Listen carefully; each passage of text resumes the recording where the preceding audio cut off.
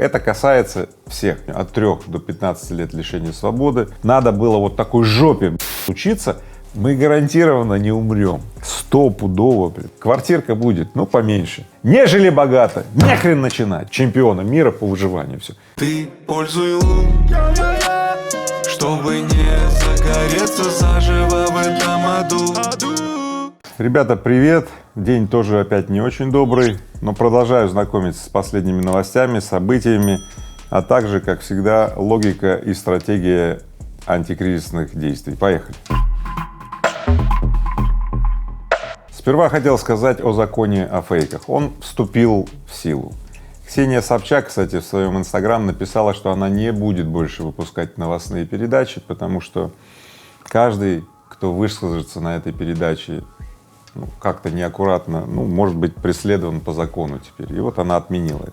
Многие издания уже прекратили свою работу, сославшись на то, что новый закон не позволяет им больше работать. В общем, вы действительно, если не читали это, почитайте, потому что за ваше высказывание, которое будет нарушать закон, вам могут впаять, напомню, от 3 до 15 лет лишения свободы и штрафы огромные, там, до 5 миллионов рублей. Это касается всех, не только журналистов, но и обычных людей. Поэтому мы живем сейчас в новой реальности, учитывайте это, не подвергайте себя травмам, несовместимым с жизнью. Из России уходит Visa и MasterCard. Внимание! Предупреждение всем, кто сейчас находится за границей и имеет Visa и MasterCard, выпущенные российскими банками-эмитентами. Через 3 дня это все перестанет там работать. Более того, ни на одном иностранном сайте вы не сможете оплатить этими картами. В общем, все накрывается медным тазом. Пожалуйста, снимите деньги заранее, имейте кэш в кармане, тем более, если вы за границей. Если вы в России, у вас есть Visa, MasterCard, выпущена здесь в России есть НСПК, это система местная, так сказать, расчетов, поэтому ваша карта будет работать до окончания ее срока действия, поэтому не волнуйтесь. Какие альтернативы у нас? Альтернативы следующие: выпустить карту МИР, но она сейчас принимается в следующих странах: Турция, Вьетнам, Армения, Белоруссия, Казахстан, Киргизия, Таджикистан, Южная Осетия, Абхазия. Не густо, но уже кое-что есть. И нам обещает Центральный банк, что будет кобрендинговая карта МИР Union Pay. Это китайская платежная система, которая покрывает 180 стран, но она будет чуть позже. В общем, есть варианты обхода, но, можно сказать, вот сжимающаяся петля обстоятельств нас все больше и больше удушивает. Ребят, напоминаю, у нас работает антикризисный оперштаб X10 Академии. Вот по этой ссылке сейчас проходи туда, в канал. Я специально в него разместил антикризисный алгоритм Игоря Рыбакова. Знаешь, возьми, скачай, распечатай, повесь себе на стену и, самое главное, повесь на стену рядом с твоими родителями, своими родственниками, которые попали вот в эту западню, знаешь, инфодемии и не могут из нее выбраться. Очень многим вот этот антикризисный алгоритм Рыбакова спасет жизнь или предупредит от травм. Понятно, да? Поэтому зайди, пожалуйста, в этот канал, скачай и распечатай. Пусть тебе антикризисный алгоритм от Игоря Рыбакова будет всегда рядом с тобой. Поехали. Важнейшая, на мой взгляд, новость. Владимир Путин подписал указ, что в отношении недружественных стран, или, как вот написано дословно, совершающих недружественные действия, да, вводящие санкции, да, в отношении России, применяется особый порядок оплаты долгов. То есть взятые долги в долларах и евро контрагенты будут оплачивать рублями. Доллары и евро, которые есть в России, теперь нельзя выпускать за рубеж. Нужно оставить их здесь. Поэтому правительство и президент делают все, чтобы уменьшить переток долларов и евро на Запад. Делает что Запад? Запад делает то же самое, только с другой стороны. Центральный банк работает над установлением списка тех самых недружественных стран, с которым этот порядок будет. Правительство сейчас будет вручную, подчеркиваю, вручную ограничивать вот эти вот перетоки долларов или евро. О чем это? Мы стремительно приближаемся к ситуации, которая была в позднем Советском Союзе. Тогда, когда существовали разные курсы: официальный курс обмена рублей на доллары и черный курс, или там такой рыночный курс. Эти курсы могли различаться там в 2 раза, в 5 раз, в 10 раз. В 2000-е годы, например, в Узбекистане был, по-моему, двойной курс. Тоже я помню, что официальный курс вот такой, а вот конвертировать можно было там в 2-3 раза по более там, завышенному там курсу. И в принципе правительство готовится к тому, что при дальнейшем усилении санкций вот этих недружественных стран по отношению к России, да, придется вводить эти вот такую систему, да, и правительство готовится к этому. При этом правительство говорит о том, что странам, которые не совершают недружественные действия, там все вот нормально. К чему это приводит? Ну, это приводит в частности к тому, что очень многие решения о том, кому платим, кому не платим, где задержки и так далее, будут приниматься вручную. Задержки по принятию решений, ошибки и так далее. Ну, знаете, транзакционные издержки системы увеличиваются. Не то чтобы все плохо, смысл такой: мы движемся по воронке сужающихся обстоятельств. С каждым разом маневра становится все меньше, и в принципе, чем меньше возможностей для маневра, тем больше вероятность умереть. Поэтому вот эта новость не вызывает во мне ничего, кроме такого, знаете, вот, ну, увеличения тревоги. Спецназ итальянской финансовой полиции арестовал 2 виллы российского журналиста Владимира Соловьева. Общая стоимость их 8 миллионов евро. Володя, где ты теперь будешь проводить выходные, я не знаю, но, честно говоря, эта новость, хоть мы с тобой вот на натянутых отношениях, да, но эта новость вызывает во мне, конечно, еще большую просто тревогу. Если вот так вот просто можно взять и изъять собственность частную, ну, в Италии, да, вот этих странах-поборниках там демократии, да, ну, тогда я вообще не знаю, куда мир катится. Короче, ну, я сегодня вообще, любая новость какая-то, тревога и тревога. Но вернемся к экономике. Путин заявил, в России нужна максимальная экономическая свобода для бизнеса в ответ на текущую ситуацию. И поддержал идею отказа от уголовного преследования за экономические преступления, особенно если возмещен ущерб. Ребят, ситуация экстраординарная, потому что в стране, где госкапитализм давно победил, давно такая вертикальная система установлена, госкорпорации и так далее, заявление типа, что нужна максимальная экономическая свобода для бизнеса в ответ на текущую ситуацию, это что-то вообще новое. Я не знаю, как это будет реализовываться, потому что то, что я вижу, обратное происходит. То есть увеличение госвложений, ну, в общем-то, это приходит, ну, к тому, что доля госсектора увеличивается. Но, однако, это впервые так явно от президента Путина звучат вот эти слова. Документов пока нет, я бы очень хотел. Я бы реально прям вот хотел, настаивал и первый топить стал бы за то, что реально сейчас надо снимать ограничения с бизнеса, максимально вовлекая бизнесменов в благоустройство страны, потому что когда страна лишается огромного количества сервисов, продуктов, которые отключают наши западные партнеры, как их любит называть тот же Путин, ну, единственное, кто может принести эти товары, да, и продукты, услуги в страну, это предприниматели, они могут их создать. До этого, ну, я не видел, чтобы российскому бизнесу, вообще говоря, ну, кто-то благоволил. Скорее так, российский бизнес использовали для каких-то вот вещей, ну, и продолжают использовать. И если произойдет переворот вот такого рода, о котором заявляет Путин, я так скажу, ну, я бы ратовал за это. Хотя я могу сказать следующее.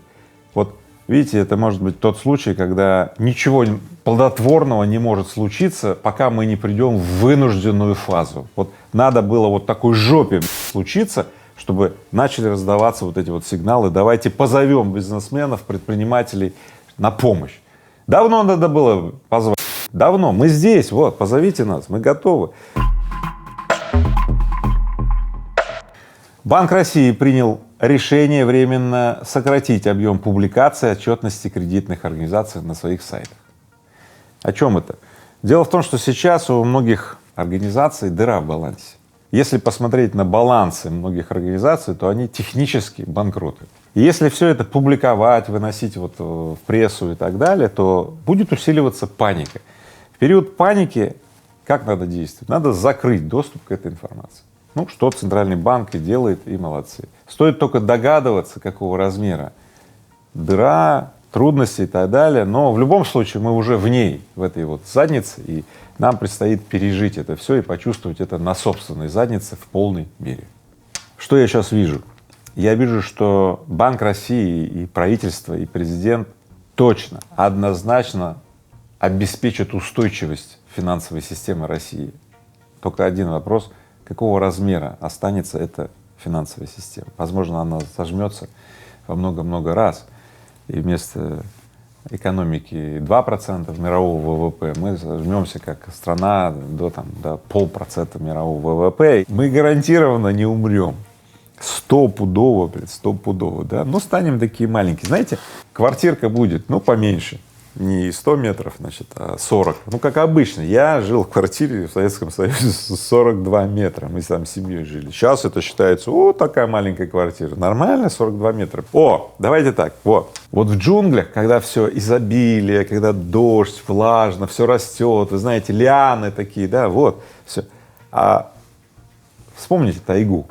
Тайга, так холодно, промозгло, так сказать, маленькие, низенькие такие деревья, так. Но все есть, смотри, травка есть, деревья есть, в тайге вся жизнь есть, только все такое низенькое и маленькое. Поэтому мы точно не умрем, а если наше изобилие и джунгли, или какое-то так поуменьшится до тайги, так а что, нормально, что? Не жили богато, не хрен начинать, вот так. Финансовые ограничения, которые вводит Банк России, продолжают сжимать нам поле обстоятельств. Банк России вводит ограничения на $5000 в месяц на перевод за рубеж денежных средств физлицами. Резидентам, другим резидентам РФ, а также физлицам, нерезидентам, в общем. Понятно, да? Правительство и президент увеличивают по всем направлениям барьеры для того, чтобы валюта утекала куда-то. Вот и все. Теперь, если вам надо оплатить учебу за рубежом, не знаю, клинику какую-то, медицину или просто послать деньги родственникам и так далее, могут быть проблемы, ребят. В принципе, согласно закону предусмотрена возможность, что если это учеба, если это медицинские счета, то все норм. Но я о чем хочу сказать. Вот эти все указы, они приводят обычно к тому, что банковская система, она сперва блокирует все и не выпускает деньги, а потом разбирается. И если вам срочно надо будет что-то оплачивать, позаботьтесь, пожалуйста, заранее, чтобы не попасть на эти нарушения сроков или еще-то. И если у вас не получится все-таки выпихивать деньги за границу, напишите мне здесь комментарий, я, конечно же, вам пришлю способы, потому что всегда есть способы, Так, все рейсы в Россию приостанавливает на этот раз азербайджанские авиалинии. И от полетов в российские города также отказывается азербайджанская авиакомпания Buta Airways. Вот смотрите, каждый день все новые и новые авиакомпании отказываются от полетов в России. Вообще на авиарынке произошли просто фундаментальные изменения. Как вы знаете, да, недружественные страны наложили санкции. Сейчас порядка 700 самолетов, которые поставлены в России по лизингу, они будут арестованы, если они вылетают в страны недружественных или к их союзникам, а это все практически, да. В результате эти самолеты сейчас не летают за рубеж. 700 самолетов. Это классные Боинги, Airbus, они будут летать, скорее всего, в России. Так что в России будет на чем полетать, будем кайфовать. Наверное, на сухой суперджет будем летать в другие страны. Правда, если сухой суперджет будет летать, потому что я слышал проблемы с запчастями и так далее. Поэтому я не вижу в этом ничего такого, чтобы приводило нас к смерти, но я вижу в этом, знаете что? Сжимающуюся, опять же, петлю этих обстоятельств. То есть подвижности и вариативности, конечно же, меньше. Все это приводит к тому, что транзакционные издержки для выживания увеличатся. А потому наши располагаемые доходы, которые мы можем тратить на себя, на семью и так далее, в очередной раз уменьшатся. Вот и все. И напоследок. Я внимательно читаю ваши комментарии. Пишите мне, пожалуйста, много, чаще, все, о чем думаете. И я вам скажу, что я вижу сейчас. Вижу огромное количество таких, знаете, позитивистов, которые так говорят: Рыбаков, ты что гонишь там, ты что сгущаешь, ты что? Я действительно подтверждаю, что все будет хорошо, мы не умрем. Может, экономика сожмется в 5 раз, квартиры поменяем со 100 метров на 40 метров и так далее. Понятно, что что-то мы выживем, мы чемпионы мира по выживанию. Вообще, русские, если одним словом сказать, фраза, чемпионы мира по выживанию, все. Но я люблю оптимистов, которые уже жопу от стула оторвали, да, занимаются импортозамещением, сейчас создают компании, те, которые ушли из России. Понимаете, Икея вышла, отлично, давай, до свидания, давай свои мебельные компании развивать. Знаете, как сейчас мебельные компании развиваются в России, да они в восторге от того, что Икея, так сказать, уходит. Отлично, говорит, пришло наше время. Я за тех оптимистов, которые говорят, да, все будет хорошо, и мы уже действуем, я вас поддерживаю. И я категорически не согласен с теми позитивистами, которые говорят, рассосется там как-то что-то. Не рассосется. Ноги в руки, как говорится, да, и давайте начинайте сейчас реализовывать свой позитивизм в оптимизм действий, действенный так называемый оптимизм. И все тогда у нас получится. Я, конечно же, верю в самое лучшее, я вообще чемпион по такому благоприятному настрою, по вере в благоприятный исход. Всегда это приводило меня в способность в кризисные времена, когда все пропало и все развалилось и все идет не так, мобилизоваться, найти сподвижников и вместе своими руками делать лучше и не просто спастись, а перейти к процветанию. Вот и сейчас я намереваюсь это делать и уже делаю. Поэтому напоминаю вам, давайте размножать хорошее. Давайте приумножать хорошее, и тогда плохому места не останется. Я в огне, ум поглотил мой разум. Я в огне, горю в огне. Ты пользуй ум, чтобы не загореться заживо в этом аду.